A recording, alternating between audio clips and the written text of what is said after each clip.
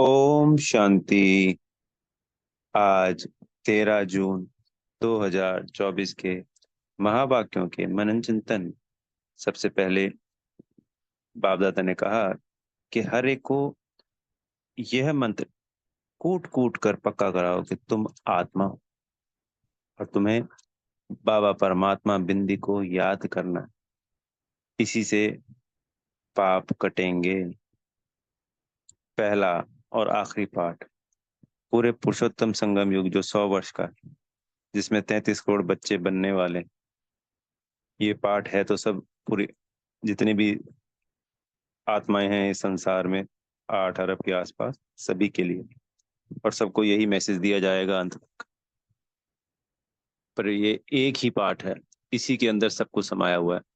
इस पूरे ज्ञान का बीज वैसे शिव बाबा हैं, पर इस ज्ञान का भी बीज ज्ञान रूप में निकालें तो वो है अपने को आत्मा समझ, उस परमात्मा को याद करना। ये है बीज, ये है उसका सार, और बाकी सारा विस्तार इस बीज में समाया हुआ।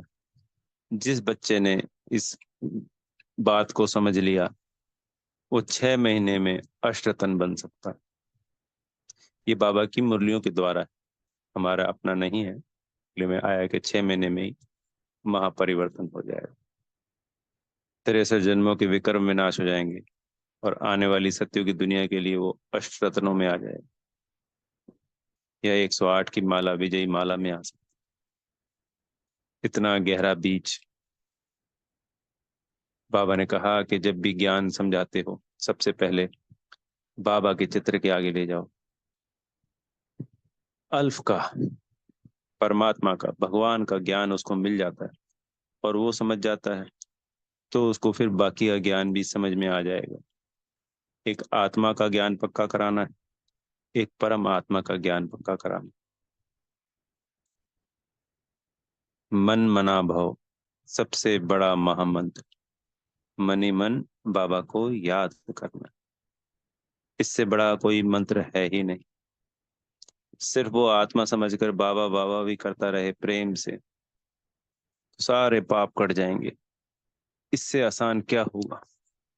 63 जन्म इन पापों को काटने के लिए यज्ञ, तप, जप, व्रत,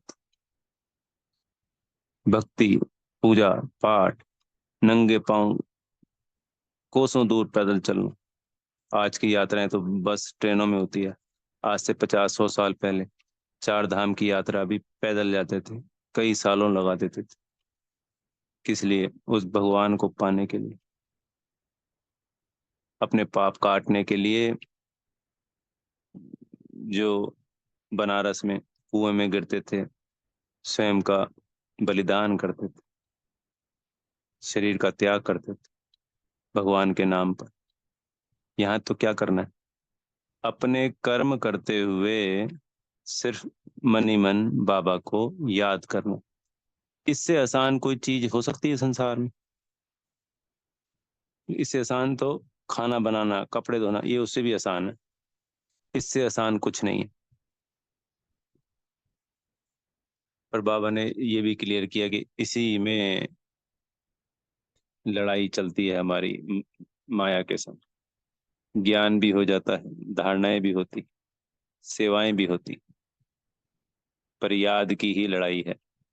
अगर इस याद में जो जीत गया उसने सारे जग को जीत लिया, क्योंकि उसने बाबा को जीत लिया। बाबा को जीतने का तात्पर्य उसको प्यार ले लिया, उसको प्यार दे दिया, उसको अपना बना लिया और वो उसका हो गया। फिर बचता ही क्या है? जब वो अपना हो गया तो सारा संसार अपना हो गया ना जी। कितनी सबसे आसान बात संसार की, इससे आसान बात शायद कुछ हो नहीं सकती कि मनी मन बाबा को याद करना है, वो भी बाबा शब्द से।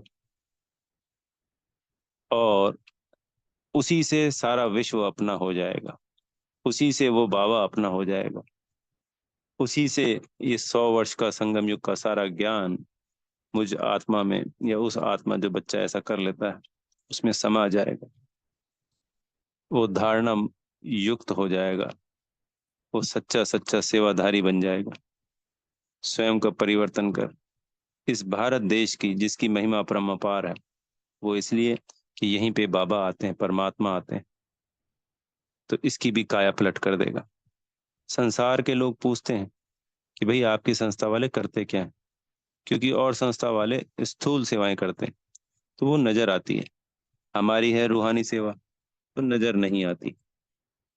इसी को देखते हुए फिर बाद में यज्ञ में कुछ स्थूल सेवाएं शुरू की, ताकि सरकार की तरफ से या और आत्माओं की तरफ से कोई ऑब्जेक्शन आए तो उनको दिखाई दे कि ये स्थूल सेवा भी करते हैं। पर हमारा मेन उद्देश्य तो एक ही है, इस भारत को पावन बनाना, सभी का कल्याण हो, खाली हमारा ही कल्याण ना हो या मेरा ही कल्याण ना हो, मेरे कल्याण के द्वारा इस सृष्टि की प्रत्येक आत्मा का कल्याण हो, इन पांचों तत्वों का कल्याण हो। इन जीव जंतुओं को हम कितनों को पाल लेंगे, कितनों को हम जीव जंतुओं पे सब दया करने में लगे रहते हैं, थोड़े बहुत कोई कुत्ते को, कोई गायों को, कोई पशु पक्षियों के लिए दाना पानी, बस यही तो कर सकते हैं। वो कितने हुए, आज करोड़ों हैं और कर कितनों के लिए पाते हैं, दो चार पांच दस बस। पर ये जो सेवा है, इससे इनकी अवस्था सतो प्रधान होगी। जैसे हम सुखी बनेंगे 4,000 वर्षों के लिए लगभग लगभग, ऐसे ये भी सुखी रहेंगे। सत्युग त्रेता में ये सतो प्रधान होंगे, द्वापर और कलयुग के भी अंत में जाके इनको तकलीफ होती। इतनी तकलीफ इनको पहले नहीं होती, यानी लगभग 4,500 सालों तक या 4,000 सालों तक बाबा ने जैसे हमको कहा कि 3/4 सुख है, तो इनके लिए भी सुख है। तो खाली एक दया भाव रखना या दो चार के लिए ऐसा कर देना या 100-200 के लिए कर देना, उससे नहीं, सारे जगत के लिए करना। उसका ही मूल मंत्र है, अपने को आत्मा समझ, उस परमात्मा को याद करना। कितने अनाथालय हैं आज विश्व में, कितने वृद्धा आश्रम हैं, कितनों का भला होता है, सबको मिला लोगे तो सिर्फ लाखों है, कहाँ 8 अरब और कहाँ सिर्फ लाखों आत्माओं का भला हो रहा है। और इस अकेले एक ज्ञान से, इस महामंत्र से सारे के सारे 8 अरब का कल्याण हो जाता है। क्योंकि जड़ में चले गए, बीज को पकड़ लिया, और बीज को पकड़ते ही पूरे के पूरे झाड़ का कल्याण हो गया। वो कार्य तो पिछले 400-500 सालों से या 200 सालों से या 100 सालों से चल ही रहे हैं, भलाई के कार्य, पानी पिलाना, लंगर लगाना, ये चलना चाहिए, ये अच्छी बात है, इसका कोई विरोधाभास नहीं है कहीं पे, ये बहुत बढ़िया है। पर सबको तो फिर भी नहीं पहुंच पा रहे हैं। ये ऐसा सेवा है जिससे हर आत्मा का कल्याण है, जीव जंतु आत्मा का, इस प्रकृति का, पांच तत्वों का, सर्व आत्माओं का, मनुष्य आत्माओं का, जीव आत्माओं का, सबका कल्याण है। तो वो काम करना चाहिए ना, वो सेवा करनी चाहिए ना। जैसे जैसे अपनी अवस्था ऊंची होती जाती है, फिर सबको देने का मन करता है। तो जो बाबा ने कहा कि भैया सकाश दिया करो, तो सकाश देंगे तो उनको शक्तियां, जिस जिस आत्मा को जब जब जहां जहां जरूरत होगी पूरे विश्व के कोने में, हमारी दी हुई सकाश उन तक शक्तियां गुण पहुंचाएगी, उनके बिगड़े हुए कामों को बनाएगी। ये कायदा है, नियम है। हम ऐसे कहाँ तक पहुंच सकते हैं, और ऐसे हम यहाँ बैठे बैठे ही सब आत्माओं तक पहुंच सकते हैं। फिर आज वरदान में बाबा ने कहा कि शांति की शक्ति से, साधनों से विश्व को शांत बनाने वाले रूहानी शस्त्रधारी भव। तो शांति की शक्ति का साधन है शुभ संकल्प, शुभ भावना, और नैनो की भाषा यानी दृष्टि देना।